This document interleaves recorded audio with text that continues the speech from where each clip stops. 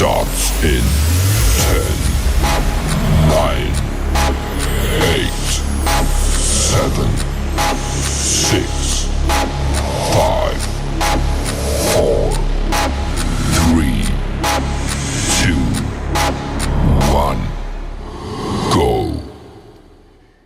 And go time it is. This is Randy of All Roads Lead to Home Genealogy, coming to you from my studio here in Lancaster, Pennsylvania, and my office inside my home. It's a very nice office, very well kept. I have two 32-inch monitors, high definition. I have a phenomenal light-up keyboard, which I can't get off the color red for some reason. I like to change it to white, but it doesn't stay white. It always turns back to red. I'm not sure why that is. And a computer that is high speed, that is cost me a shitload of money, but I needed it to do broadcasts like this, so you have this clarity with my high definition camera and all of my books and literature that I use for my research. But we're not here for me now. We are here for Captain Bill Mucker, USMC, retired. I was going to do the broadcast tonight, but there are some other plans being made for me that I was not aware of. So I am going to be doing my show now. Hopefully I'll have just as many people watching. If not, you can always watch me on the reruns. I never thought I would say that. Catch me on the reruns. VCR me, tape me, record me, whatever works for you. So unfortunately, due to his age, he is close to 90 years of age. I should say 90 years young. He is unable to be with us here live due to that and some health issues. Hopefully he's watching the broadcast. I don't know. And hopefully if he is, he might make some comments while we broadcast here. I'm here because he wrote 3 phenomenal books. I've read the one all the way through. I'm about 1/4 way through the second book. And yes, I read them out of sequence. I was not aware that there was a sequence of events to read the books. And just like me, was watching TV and a long 2.5-hour movie, always jump to the end to see how it ends, to see if I'm going to be happy or sad. If I'm happy, I'll go back to the beginning of the movie and watch it all the way through. If I'm going to be sad or angry, I'm just not going to watch it because I don't like being mad and angry. But having said all that, let's see where we're at here. I want to make sure that I am live and talking to not talking to myself, but looks like I am live. Someone just give me a thumbs up. Whoever that is, thank you very much. So here we go. Again, I'm going to be using broadcasts that he did years past when he had his own programs, when he had his son helped him a lot with his studio setup, with his audio, with his graphics and so forth. To be honest with you, I wish I had someone who could help me with my graphics. I could really use some help. Yeah. Anyways, so the first one I'm going to play for you is actually a. Let me get it here. Bum, bum, bum, bum. This one here is 2020 predictions.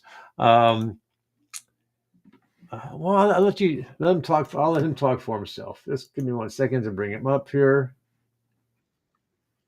And that's not what I do. I want to come back here and share the screen, Randy. Share the screen.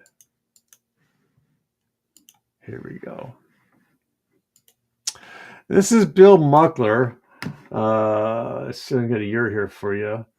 I'm not quite sure what year this was made. There's 2020. This might be for 2020 because he has a 2020 Happy New Year's. This is Happy New Year's for 2020. And in the background, he has the one book, which was the first book, which is a book I'm reading now. It is called, I'll show you when I get a bigger screen, but it's called 2020, A Clear Vision for America. So I'll leave him talk here for you. Vision wishes you much luck, good health, great wealth, happiness, safety, and prosperity throughout 2020. Our wish is that you end 2020 much better than when you started. Now, last year, I made some bold predictions, and it turned out that every one of them came true. I actually did 10 predictions. I followed them throughout the year. I don't know if you remembered them or not, but every one of them came out to be completely accurate. And so I went through them again over the past few days and decided I would make my new bold and courageous predictions for the year 2020. And as I went through them, I found out I was spot on every one of them. I nailed it. And so if you want to really know what's going to happen in 2020, then you need to watch this video and pay attention to my courageous and bold predictions. So let's go. Let's get started. Number one, this is not a difficult one to figure out. Socialism will be extolled as a savior of America throughout 2020. We'll hear it from everyone, especially the Democrat presidential candidates. Speaking of those candidates, 3 candidates will emerge for the presidency in the Democrat Party in the next few months. I'll tell you who they are at the end of this video. Democrats will continue to launch more investigations into Trump, and that's just something I guess we all know will happen. And Adam Schiff, Shifty Schiff, and Nasty Nadler will continue to dominate the news conferences along with their leader, Nancy Pelosi, and their buffoon, Maxine Waters. So we can expect to see a lot more of them. The stock market's going to be up 20, and it's going to be down, but it'll end up the year higher. And we'll continue to this our economic boom of about 3% growth in economic growth. So that'll be a good thing for us. John Durham will be investigating with no end in sight. We've seen this in the last couple of investigations by Mucker and the other the special appointee from the Attorney General Barr. Nothing's come out of them. Nothing happens. They're all covering up for each other. They all are in bed with each other. And as much as we like to think, hey, there are guys and they will finally come out with the truth, they're going to come up with is covering their own butts. So don't expect to see anything of any meaningful substance from any of these investigations because nothing's ever going to happen. The only thing that we know will happen is the Democrats, Shifty Schiff and Nasty Nadler, will probably start new impeachment inquiries over the next few months, and they'll probably find something else that they can dream up in their dreams to investigate and impeach Trump on. So the thing that we really got to watch, though, is President Xi and China will continue to obstruct trade. And North Korea, being the puppet of China, will continue to string us along the nuclear weapons path. And another place across the globe, Iran, will continue to its Shia presence in Iraq and Syria. And they're going to be a great threat to us. So even though we're not hearing anything about them now, it's all going on behind the scenes because the news media is enthralled with the Trump impeachment. So we're not hearing anything about that. And we're not hearing anything about how our southern border is going to continue to be targeted all year. So I'm predicting that that's still going to happen, but we're not hearing anything about it because the Democrats know that's a dead issue for their presidential candidates, so we won't hear anything about it because we'll be watching the tail wag the dog with more Trump impeachments. And something else that we can be sure of is our House of Representatives will not pass any meaningful bills at all. Now, they say they passed more than 400 bills in 2019. The biggest majority of them were bills like renaming post offices and trivial things like that. There was nothing of substance that was passed, and signed, and there's not going to be anything of any substance this year, although they'll rattle a lot of stuff about how they're going to fix healthcare, and they'll be trying to work on something that'll be an Obama healthcare revision. And they may call it a different name because they're good at that. They'll get some focus groups to come up with a different name for it, but it'll be the same old thing. Nothing to do with healthcare, everything about who's going to control the price and cost of healthcare and who's going to pay for healthcare. And the Democrats want to control healthcare because the way they can control a large portion of the economy. So the healthcare has nothing to do with the health of our people. It's got everything to do with who's going to pay for the insurance. So anyway, those are my predictions. And I guess you really want to know who I think is going to emerge as those three. Well, how about Joe Biden? How about Elizabeth Warren? And how about Mayor Pete? And my prediction is it's going to be Mayor Pete is going to run for president, and Elizabeth Warren is going to be on the ticket because Joe Biden is going to be so swamped with all of his gaffes and all of his corruption. And so many things are going to come out about how him and his son have stolen money and everything. And besides that, the guy's not presidential. He's dumber than a rock. The only way he got through law school was it was a pass-fail thing, and everybody in his class passed.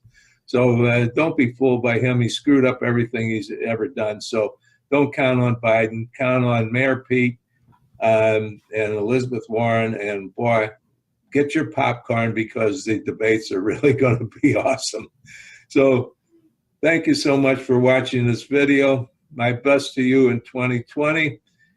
Be sure to get yourself copies of both my 2020 books, and wait till you hear about the novel that I'm writing that's going to shake America's core. This is really something you won't be able to believe, and I'll have it out this year as well. It's going to be about targeting America. So speaking of America, God bless America.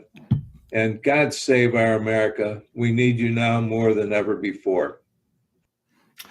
Absolutely. God bless our America and God save our country, because we certainly need some help.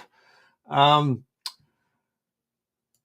there's just so much going on in our cities. That'd be a topic for another conversation somewhere else. But I want to tell you what.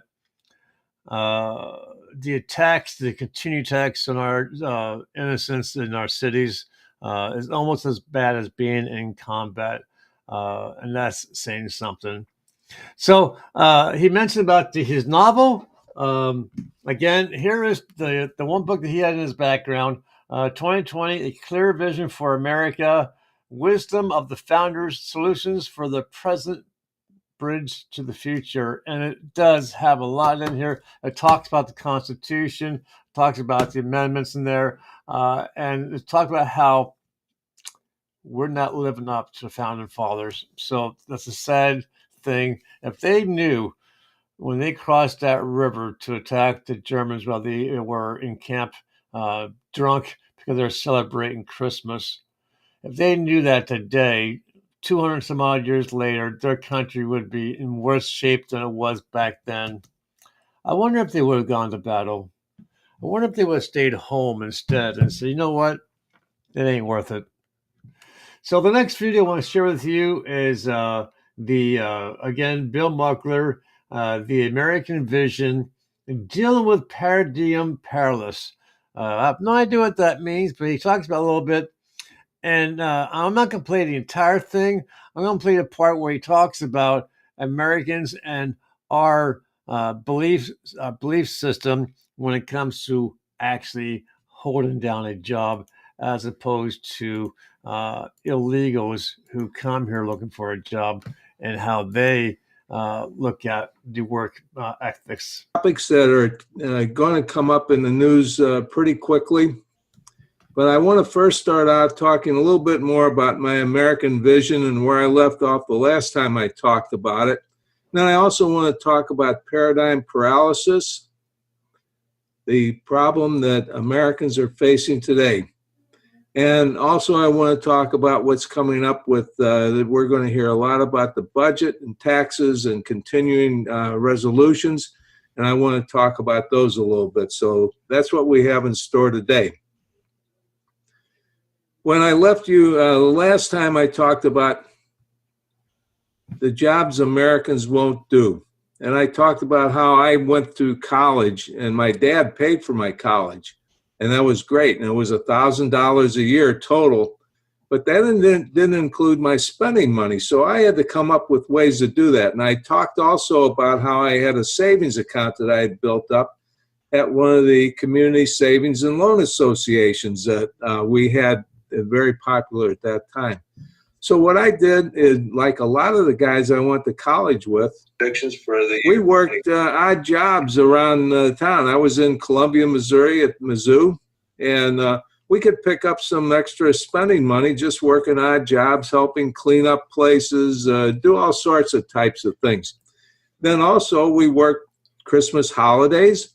A lot of the guys worked for the post office, delivering mail because Christmas cards at that time were very popular and in demand. So that was a way to make money. And there were a lot of companies that were looking for part-time help or temporary help when their regular full-time employees went on Christmas breaks, Christmas vacations.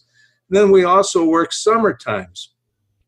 I worked a couple of summers for my dad, filling in as a temporary vacation replacement. So the people that worked there could go on vacation. And so I did that. And when I did, I made 65 cents an hour. I made minimum wage. That's what we got paid. And I was happy to have a job because I saved some of that money. I spent some of it, I saved some of it, and it went into my savings account. And that's what I used for when I went to school. One summer, I didn't tell you about this, but there were 5 of us. We heard about these great jobs in Wisconsin. And so we thought, hey, we'll find out about this and we're going to go up to Wisconsin because we heard we could get rich. And we did. We went up there and boy, did we get rich. You know what we did? We worked for a company called the California Packing Company in Markeson, Wisconsin. And they were a division of Del Monte. And you all heard of Del Monte, probably didn't hear their California Packing Division because that's a subsidiary. And you know what we did? We were pea pickers. We worked in the fields picking peas. Whoever would have thought that college boys would do that? And while we were there doing that, we stayed in barracks. And there were a lot of people. These were big buildings, and we were in there with migrant workers from mostly from Mexico and all sorts of who knows who. And we used to get up early in the morning, and we'd get up at 5:30. We would eat breakfast at a big mess hall they had there, and then they would truck us out in these big open steak trucks out to the fields. And that's what we would do. We would work picking peas. And we were getting minimum wage, 65 cents an hour, doing the jobs that Americans won't do. A bunch of migrant workers, who knows if they had green cards or whatever their status was. We worked with them. We got along with them just fine. Got along with everybody because everybody wanted to work. And boy, what a break that was, because when we worked there, we were getting rich because we were working 12 to 16 hours a day. They would actually bring our lunches and dinners out to us out in the fields. And of course, our room, our lodging, if you want to say that, working and living in this big bunkhouse was free, and our meals were free. So the 65 cents an hour we made was all ours. Of course, the government took a chunk of that out. And then I used to keep track of what I was doing. And when I got up to 40 hours a week, which is sometime on Wednesday usually, I was thinking, hey, I got it made. I'm making $1 an hour now, roughly $1 an hour, because we're making time and a half. And we actually cleared about $1,000 that summer working as pea pickers. Which college kids would do that today?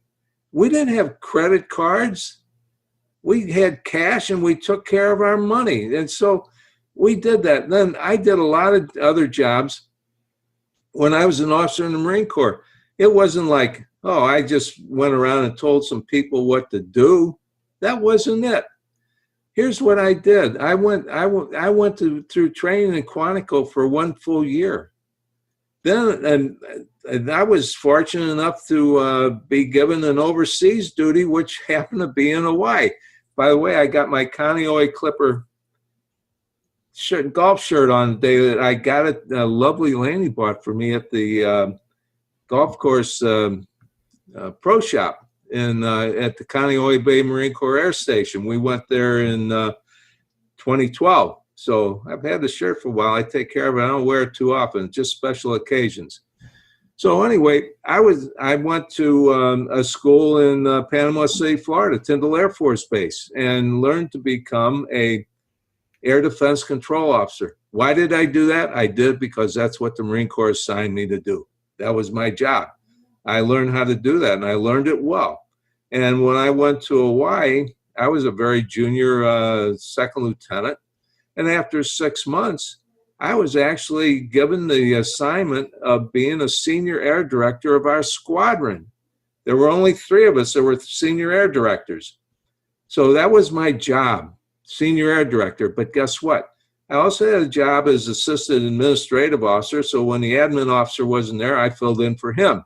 I also was given the job of being the custodian of the secret and confidential files, which meant I took care of all classified material in the squadron. And after I did that for a few months, the CO came to me and said, his name was Bill Gus. I used to fly with him. He used to take me up, and I'd ride in the back seat. He actually showed me how to fly. He even had me fly through the sound barrier in an F-9 FAT one day over Kaalavi Island. Boy, that was a thrill. That was awesome. So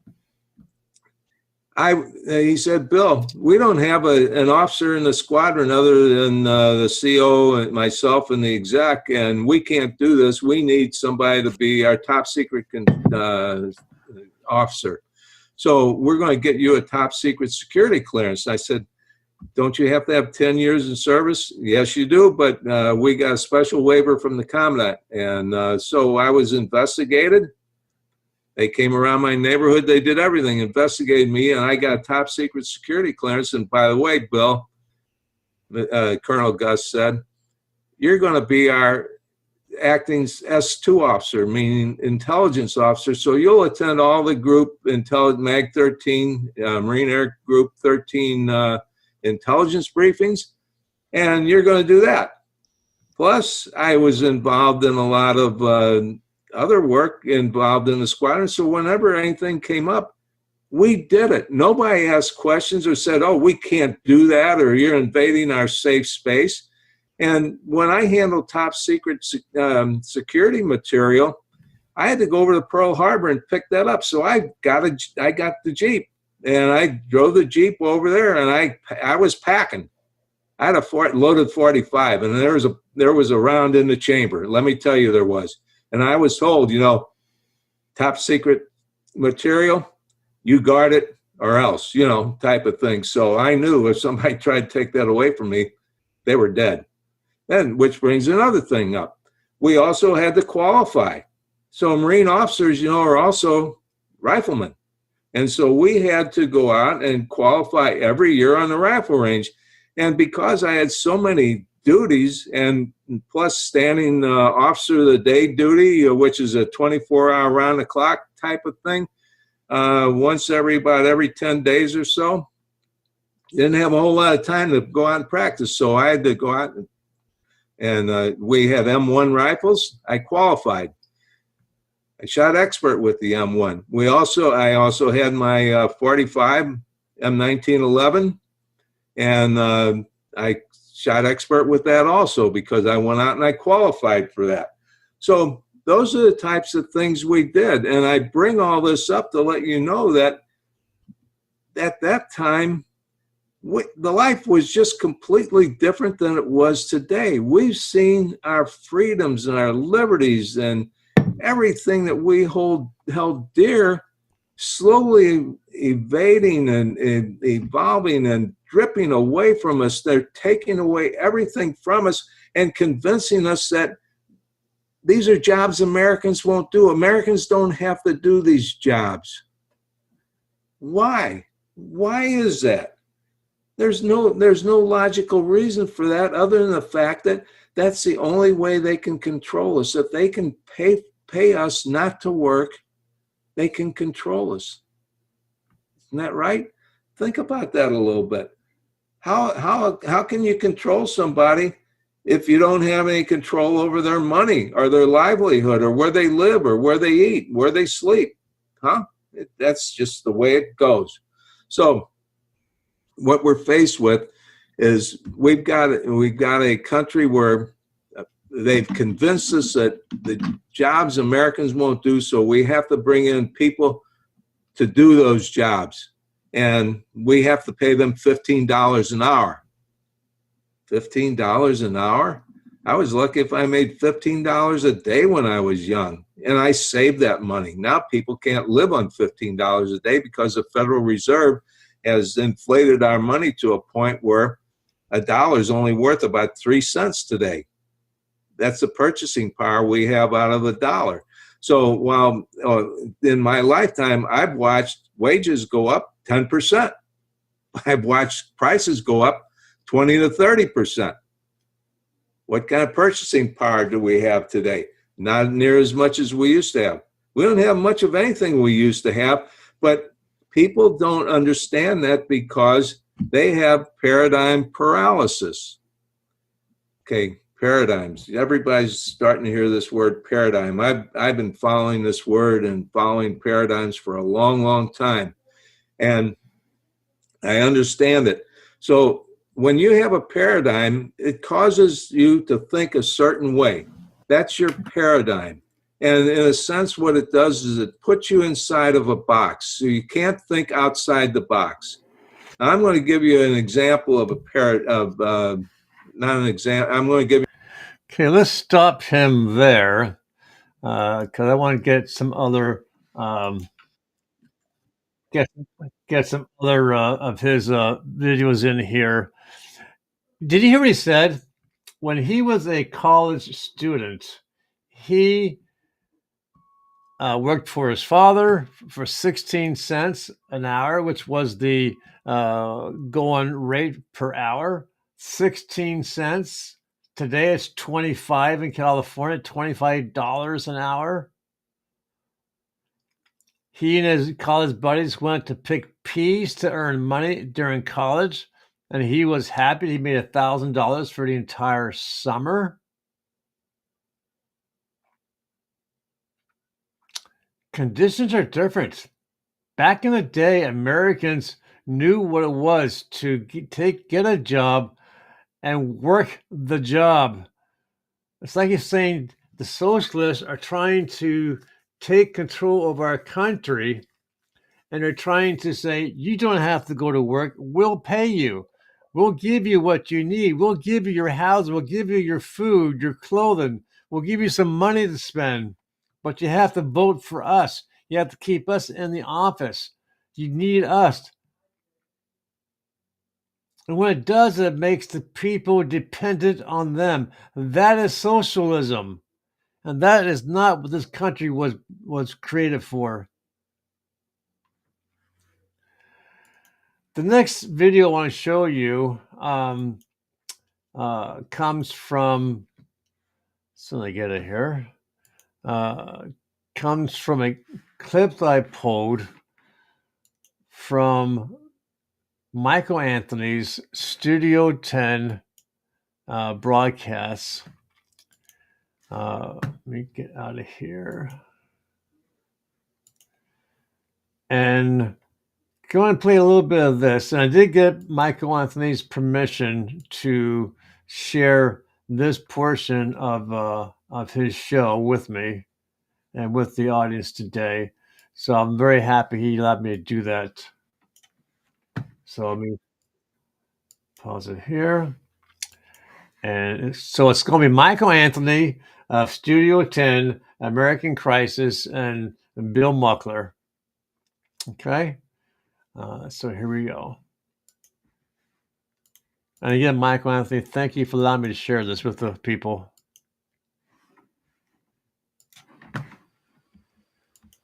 And we were able to establish a live stream. Hello, good evening, everybody, and welcome into the show, America in Crisis. And with me tonight is an American rock star, Bill Muckler, book author, military man, family guy. Just they don't come any better. He's fighting every day at 11 a.m. in the morning for you on Facebook and throughout social media platforms. We're trying to like and share him to everybody we know. He always comes strong with good commentary. And tonight he's been kind enough to come back, I believe, for the second time here just to conversate with Michael Anthony, on this platform to, just have some great conversation and any comments you might want to put up or possibly post. If we can, if Bill can answer them, if I can answer them, if we can just voice opinion, we're more than willing to do that for you. First thing I'd like to bring up to you tonight, Bill, if I may, please, and I'll let you take the platform because you are the man. And my hat's off to you for everything you've done and all your accomplishments. And then we'll even try to do what we can to give your books another bump out there to let people know that you are a fabulous book author. I mean, you really get into deep detail. But nevertheless, it came across the media today, and I was able to confirm some of it. Because I see it doesn't mean I don't like to try to confirm it some way.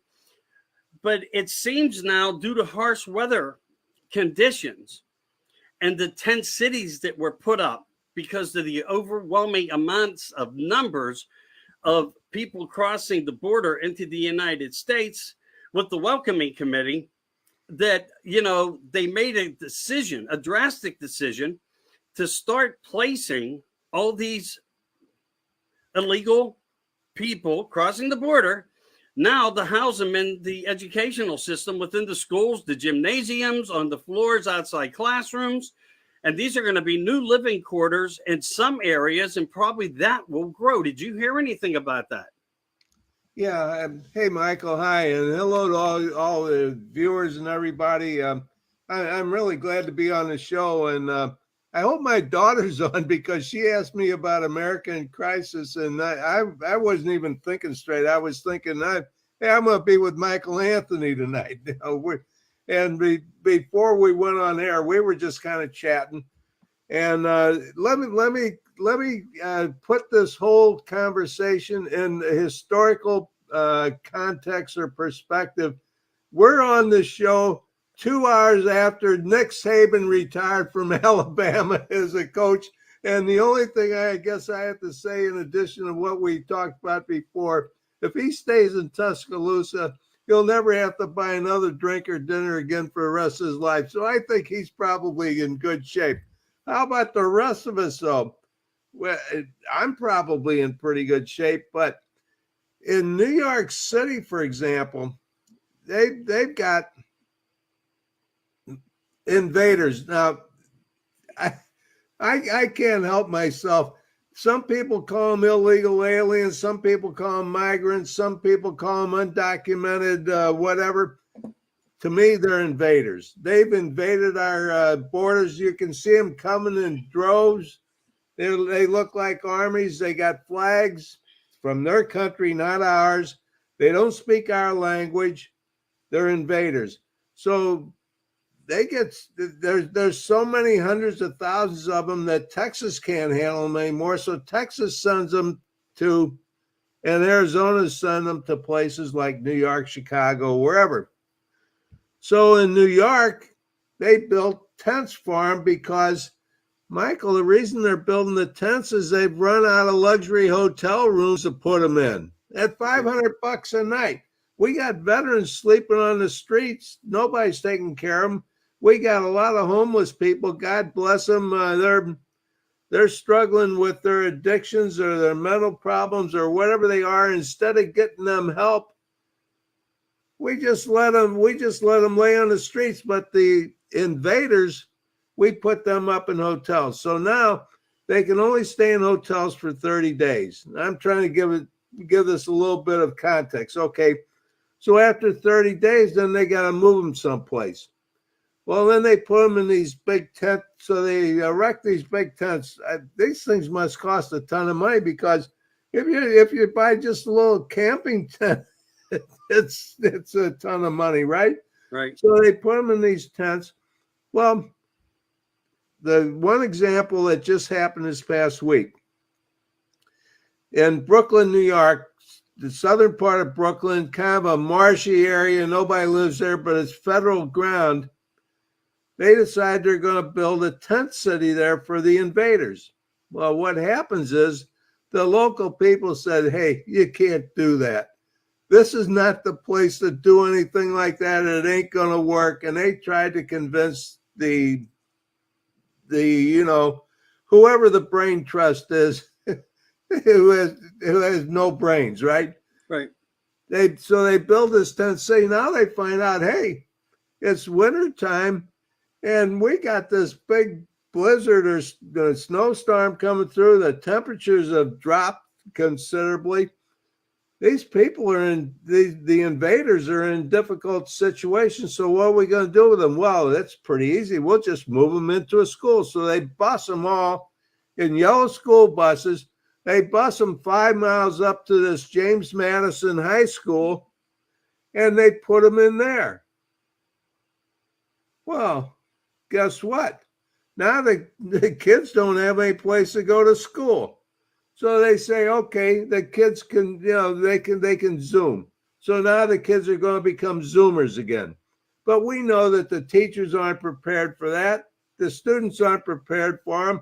So what are the kids doing? They're going another day or days without education. They're doing TikTok while the invaders are hanging out in the school. And we know what they look like because we've seen on TV what happens is they trash wherever they are. I mean, it's a mess. They destroy it. And who knows, by the way, this is another thing. I don't know if anybody's aware of this, but they don't have guns. I guess because the government didn't give them guns when they came across the border. So they bring their weapons of choice, which is knives. Now, some of the reporters are saying, hey, what about all these people are being stabbed?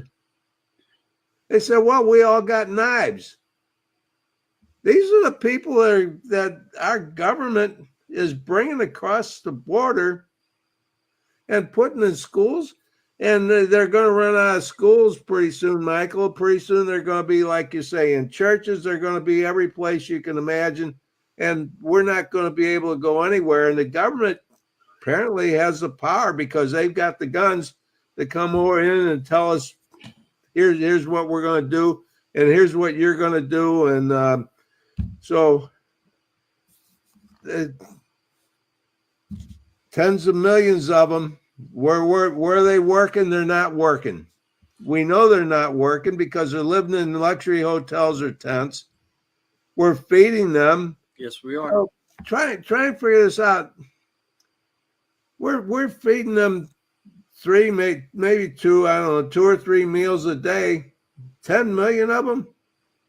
Well, that's not really the number, Michael. The number is really more like 40 million. Because you have to count all the ones that have been coming across for years. How about all the millions that came in when Obama was in president? Then when Trump kind of cut them all down, but there's still probably another million got in then. And now we got another 10 million came in. And that doesn't include the gotaways. Right. And how about the gotaways that weren't on camera that they didn't count? When they say, 20,000 gotaways came across the border last night, what they do is they got border agents sitting there watching TV and counting them as they come across. And they say, right, listen to how many came across. How many came across that the TV camera didn't see? Exactly. And that's a huge area of territory for that border wall. I say, they like electricity so much and they want the new norm green. Electrify that thing. Give them a reason. Or I tell you what, maybe, just maybe, let's get like 50,000 alligators and put them in a river. They, we could use the ethic of cowboy mafia on them and turn this all around. But if we were to do that, of course, we're wrong, and we don't agree with anything, and we get placed in that barrel of fun. And again, when all this started, Bill, my thought was, the more they can offer them, the more they can give them, the more they care for them, the more votes they can collect from them. And I'm sure that they're all being talked to, and I'm sure they have people there speaking their languages, guiding them on what to do and how to support the government that is bringing them in. This government that we have does nothing for nothing. They want to make use of every element they can, especially now, even more so with Trump so far ahead of everything. But here we are, and you've nailed it right on the head. And we are feeding them. I mean, we're clothing them. Even if you really think about it, Chicago gave $9,000 in grants per person for living quarters. Another state, I think, was $5,000. It does where that actual location is right now. I know I have a post for it somewhere, but it's just not in my mind right now. They are getting money hand over fist, and again, America is the one forgotten about. And again, what you brought up on, for how long has this been going on? It's been going on for years, and I think even President Trump mentioned a few months ago that we were nearing on his information, which let's say that his information is better than ours. 14 million plus got away. So I don't know, but you're probably not off when you're talking to America with me here by saying that there's probably 40 million of them here. And my biggest worry is, with everything we're seeing, are these places to plant the cells for the possibility of an implosion on America to come in a much more devastating way? It's like buckle up for the ride 2024, because we're in for. And did you hear him say, buckle up for 2024? It's going to be a heck of a ride. And how the possibility of an implosion is going to be worse than it has been before. That brings me to Bill Muckler's book. Get rid of this. 6 Soft Targets. In here, okay, he talks about some agents who, I wouldn't say they're blacklisted by our government, but our government has them working off on their own, doing their own thing. And if you get information, you'll listen to it. But we really don't care if they weren't listening to them. Okay. And they weren't listening to them because as you get further into the book, you realize our government is corrupt. And the 2 individuals that you finally start making the connections to as far as this description turns out to be, well, I'm not going to tell you. You have to read the book. Very interesting. 6 soft targets. That means there's 6 targets in here that were hit because our government allowed it to happen. Give me 1 second here, folks.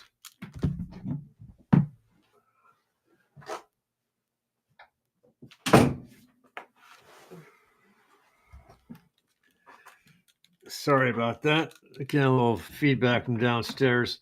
So look, you got to get the books and then read them in sequential order, not like me.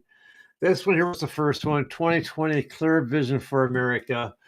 The next one was 2020, A Clear Vision for Our Future. And then that one comes to this one here, 6 Soft Targets. It's an amazing read. You got to get them. You can buy them on Amazon. He was offering, if you buy him through his Facebook page, Bill Muckler, he was signing his name to him. I'm not sure if he's still doing that. He was also offering a bundled package. I'm not sure if he's still doing that. But reach out to him, Bill Muckler. on Facebook. You can ask him his questions, and he'll respond to you. I'm going to go with one last video here. I'm sure you folks heard of the Rotary Club, okay? And I used to belong to the Rotary back in the day. I'm talking way back in the day. And it was fun. I mean, we did more eating and enjoyment than other things, but we were supposed to be there for a purpose, and we did to a certain degree. But unfortunately, like I said, it was more we're sitting there eating and carrying on than we were actually doing anything for the purpose of being with the Rotary. Okay, so I got it keyed up. It's a Rotary meeting of San Dimas. I guess that's somewhere in Florida, and they have Captain Bill Muckler as a special guest. I'm going to let him talk a little bit, and then I'm going to bring this to an end.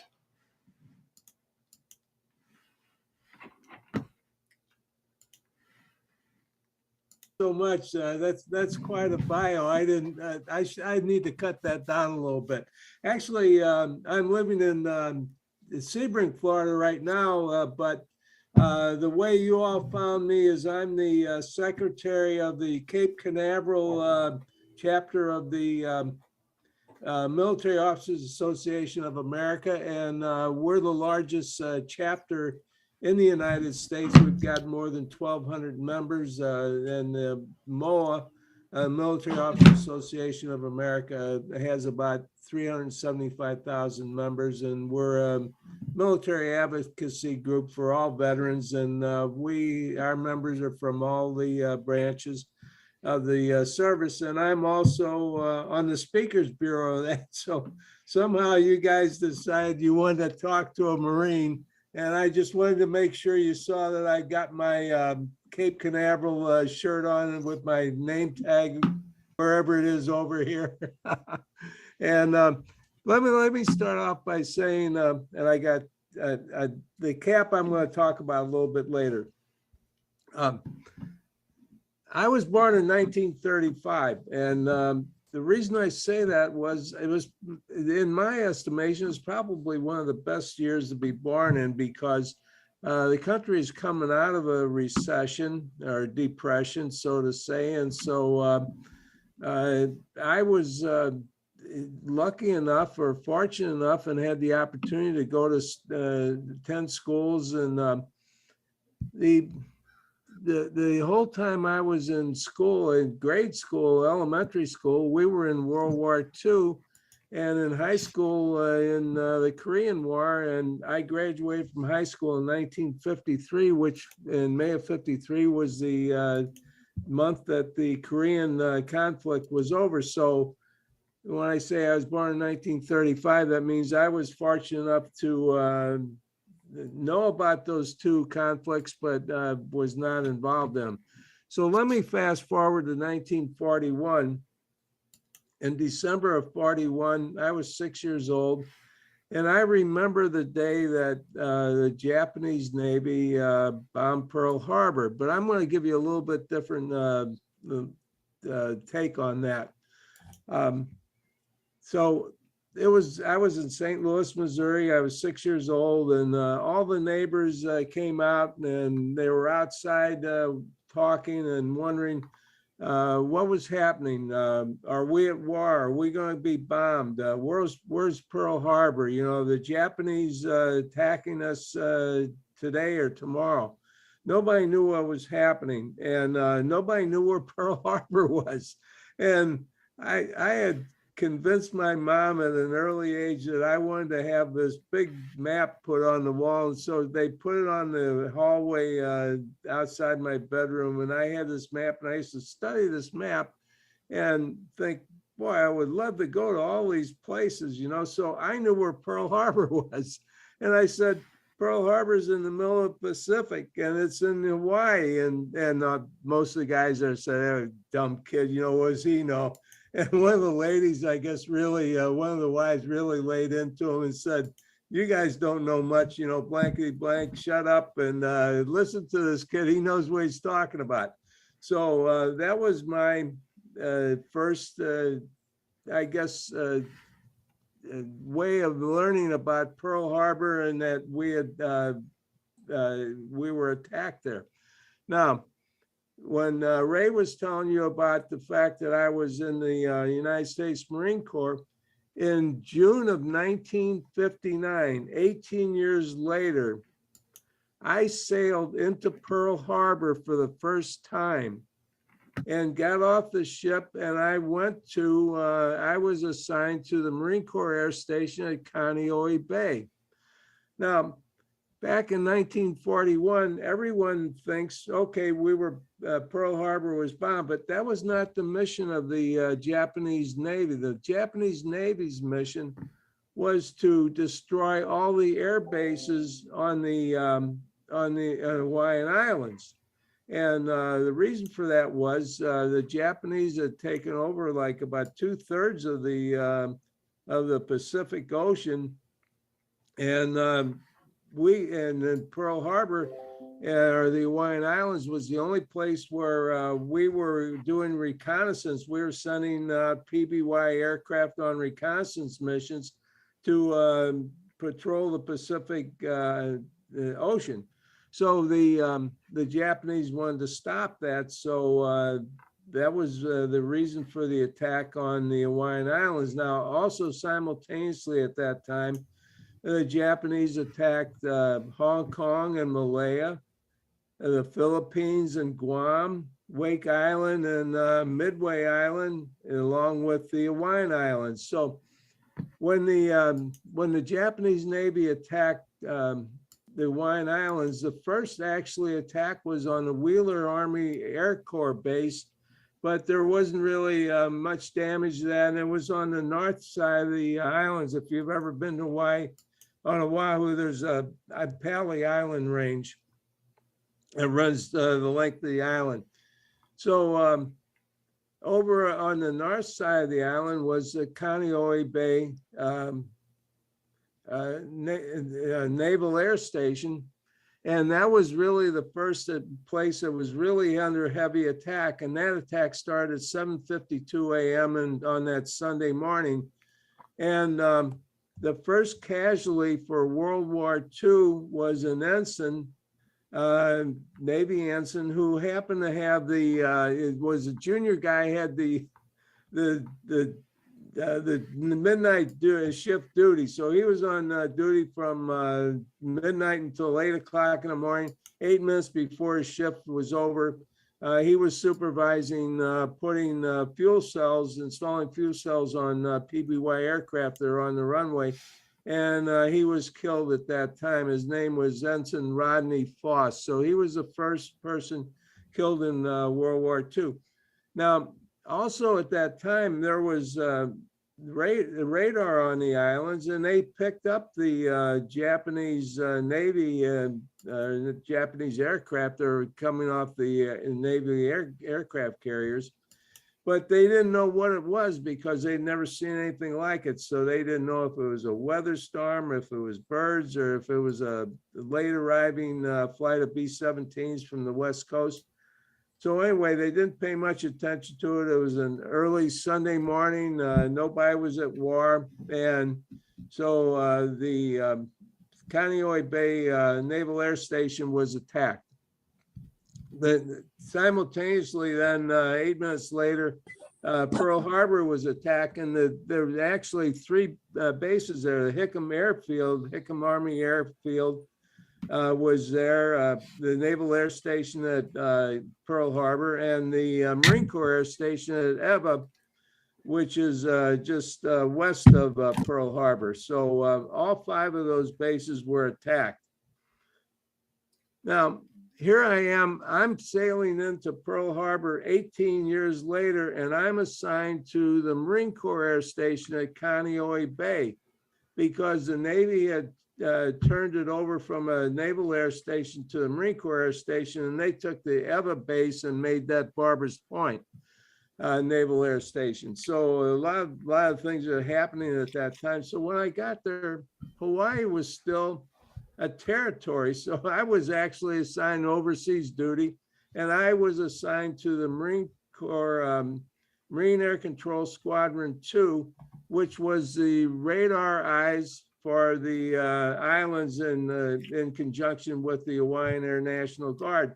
So actually, I ended up being that dumb kid who knew where Pearl Harbor was, being on the Hawaiian Islands and being a senior air director in in an air control squadron that was actually watching the radar skies for enemy aircraft from 1959 to 1962.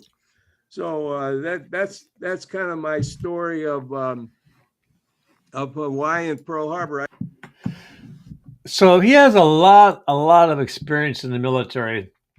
I would love if he has time left on his hands to see a book about like a Marine book, like a war book, a novel. I mean, it doesn't have to be, but I mean, I understand he has his top secret clearance and so forth, so he has to watch what he says or does.